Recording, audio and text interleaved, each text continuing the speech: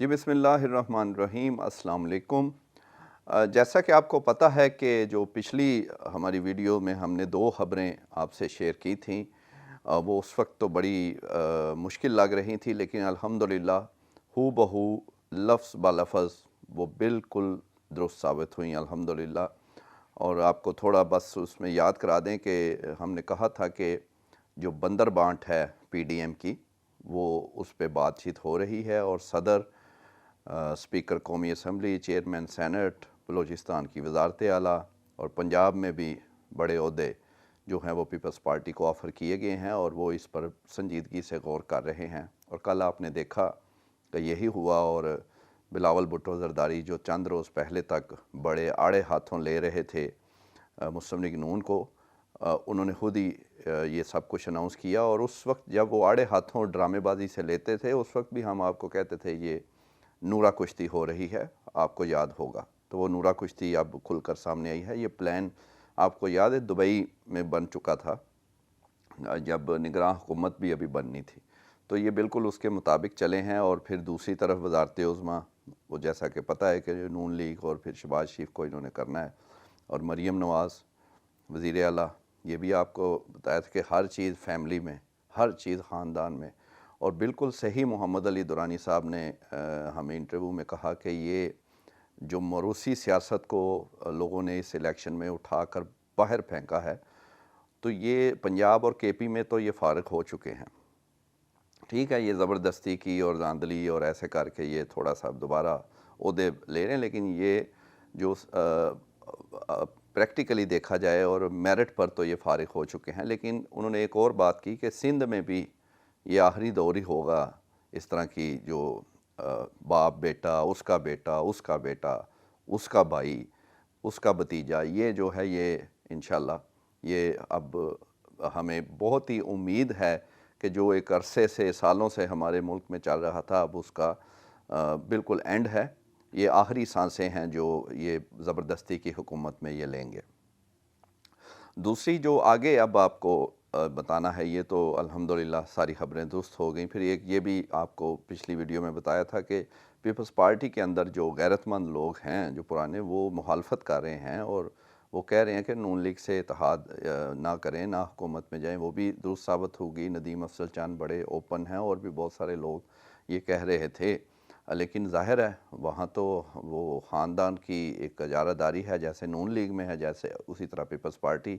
जो ज़रदारी साहब का हुक्म जो वो तय करके आए थे, उन्होंने आके हुक्म फरमाया और वो हो गया। अब आगे की बात सब पूछ रहे हैं कि ये अब जो हुकूमत साजी होनी है और फिर होना क्या है। तो ये बड़ी अहम बात ये है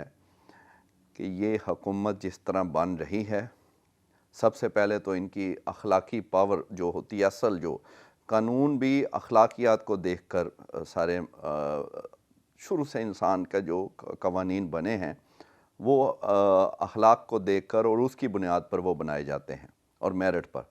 इंसाफ की बुनियाद पर। तो ये जब आप आए ही एक जुर्लू के बाद, तो पहले तो आप तकरीबन अपने आप को आधा ही हुकूमत में समझे।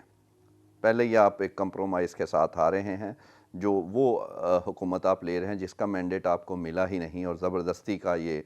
जो कह लें कि पीडीएम 2 बन रही है मैंडेट। और हालांकि देखें कि जो जिस तरह के इलेक्शन हुए, इसके बावजूद जो इंडिपेंडेंट्स थे पीटीआई के, उन्होंने अक्सरियत हासिल की। एक अहम खबर ये भी आपसे शेयर पहले मैं कर दूं, फिर ये आगे आपको बताते हैं कि हुकूमत का क्या होना है। कुछ लोगों से हमने पूछा कि उनके ख्याल में कितनी सीटें जो हैं वो अभी भी पीटीआई या इंडिपेंडेंट्स को कम मिली हैं जहां पर जुल्लू फिरा है।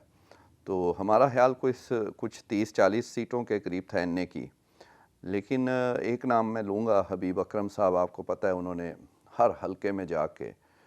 सही फील्ड रिपोर्टिंग जो कभी वो करते थे, अब तो एक इदारे के एमडी हैं, लेकिन उन्होंने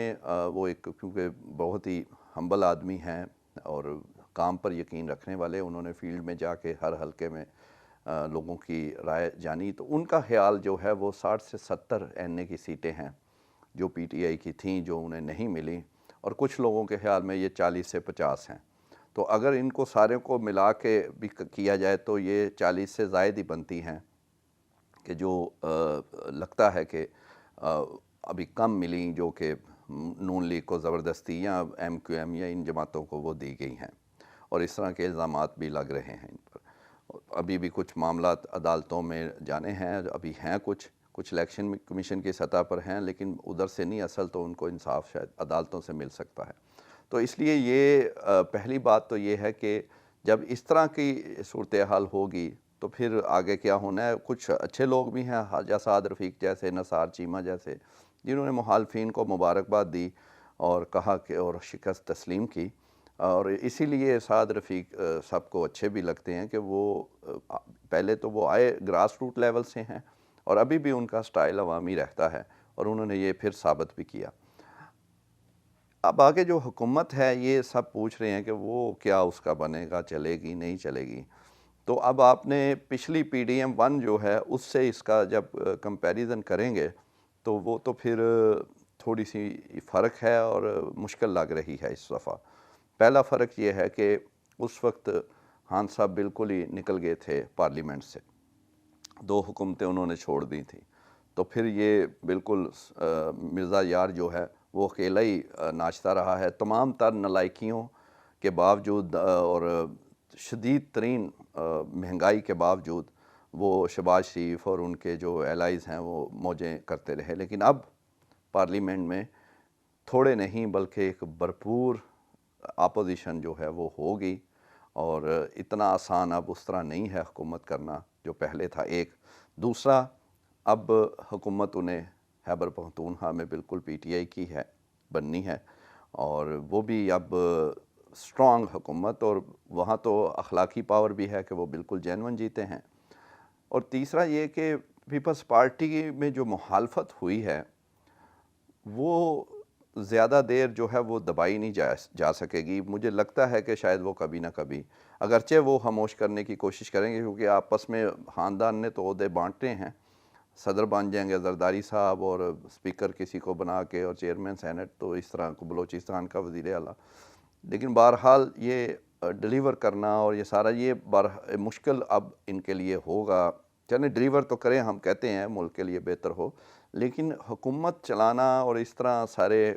سب کو راضی کرنا بار بار یہ ممکن نہیں ہے۔ پچھلی دفعہ تو بالکل ہی کوئی بات ہی نہیں کر رہا تھا ان کے الائز سے، خان صاحب نکل گئے تھے باہر۔ تو اب پارلیمنٹ میں ہوں گے تو اس لیے شروع میں تو چلیں ہنی مون پیریڈ 6 مہینے کا ہوگا، لیکن اس کے بعد ان کے لیے آسانی نہیں ہوگی۔ پیپلز پارٹی جس طرح اب کہہ رہی ہے کہ ہم ووٹ دیں گے، بینچوں حکومتی بینچوں میں بیٹھیں گے لیکن وزارتیں نہیں لیں گے وفاق میں،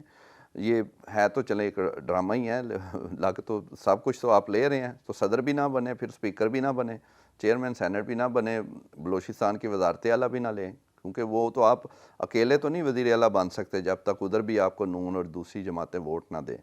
تو اس لیے یہ اپنا کمپرومائزز ہو رہے ہیں،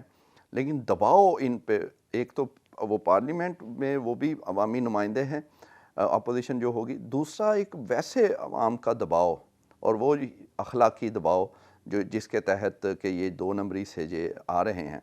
وہ ان کو میرا خیال ہے ہانٹ کرتا رہے گا اور تنگ کرتا رہے گا، اور بالآخر لگتا ہے کہ ان کے لیے اتنا آسان نہیں ہوگا۔ ہو سکتا ہے کہ خان صاحب چاہیں کہ ٹھیک ہے یہ کریں، کیونکہ وہ جب تک ابھی وہ جیل میں ہیں تو وہ بھی کوئی ویسے تو دیکھا جائے جو ہماری آف دی ریکارڈ بات ہوتی ہے پی ٹی آئی والوں سے تو وہ خوش ہیں، وہ ٹھیک ہے ان کی سیٹیں، اور وہ کہتے ہیں کہ ان کی وہ کچھ جو ہیں وہ دوسری طرف دی گئی ہیں زبردستی، لیکن پھر بھی ان کے لیے بھی یہ ان ایکسپیکٹڈ اس طرح رزلٹس تھے کہ انہیں لگتا تھا کہ جب بلہ لے لیا، پھر کچھ کینڈیڈیٹس جو ہیں وہ سیکنڈ ٹیئر جو تھی وہ بھی ان کو بھی اجازت نہیں ملی، پھر تھرڈ ٹیئر بہت سارے کینڈیڈیٹس کو کوئی جانتا نہیں تھا، تو وہ 100% انہیں ووٹ جس طرح لوگوں نے دیے، اور کچھ مثالیں ہم نے آپ کو پچھلی ویڈیو میں بھی دی۔ تو یہ جو ہے پی ٹی آئی خود بھی تھوڑی ان ایکسپیکٹڈ ان کے لیے رزلٹ، لیکن اور وہ خوش بہت ہیں۔ تو اب جو آگے معاملات چلنے ہیں یہ بھی آپ کو انشاءاللہ اگلی ویڈیو میں اب بھی تھوڑی سی وہ ہاف کوکڈ خبر ہے کہ خان صاحب کے جو اب بات چیت جو ہم نے آپ کو کہا تھا کہ جیل جانے سے پہلے بھی ان کی بات چیت پس پردہ جو ہے طاقتوں سے وہ ہو رہی تھی، انہیں آفرز ہو رہی تھیں، پھر جیل کے اندر انہوں نے خود بتایا، اور اب بھی کچھ ایسا ہے جو کہ ابھی انشاءاللہ ایک دو دن میں وہ مزید کنفرم کر کے تو اگلی ویڈیو میں اس کی بھی ڈیٹیلز آپ کو بتائیں گے، لیکن یہ آپ کے لیے خبر ہے کہ وہ معاملات جو ہیں اس کی طرف بھی شروع ہو گیا، اور یہ ان پہ سب سے سخت اور تیسرا وار اور مشکل ترین چیز ہوگی PDM2 کے لیے، کیونکہ اصل ان کے جو جس کی بنیاد پر یہ اتنا بہت زیادہ خوش ہیں، وہ اگر اس طرف سے یہ کمزور ہو گئے اور خان صاحب سے بات چیت کا آغاز ہو گیا، جو کہ ہم آپ کو یہ تجزیہ نہیں کنفرم بتا رہے ہیں کہ وہ انشاءاللہ ہونے والا ہے، تو پھر ان کے لیے زیادہ مشکلات بھی ہوں گی۔ ملک کے لیے تو یہی بہتر ہے کہ مفاہمت اور مصالحت کے ساتھ ہی چلا جائے، اور وہی میرا خیال ہے خان صاحب کا اس وقت دھیان اس کی طرف ہے، اور کوئی چاہتا بھی اس وقت نہیں ہے، کوئی ٹکراؤ وغیرہ کی ضرورت بھی اب نہیں رہی، جس طرح کے ووٹ ہو گئے ہیں پرامن، تو اب تو کسی ٹکراؤ کی ضرورت نہیں، سب کچھ خود بخود ہی جو ہے وہ جہاں پر اکثریت ہے اس کی طرف جا رہا ہے۔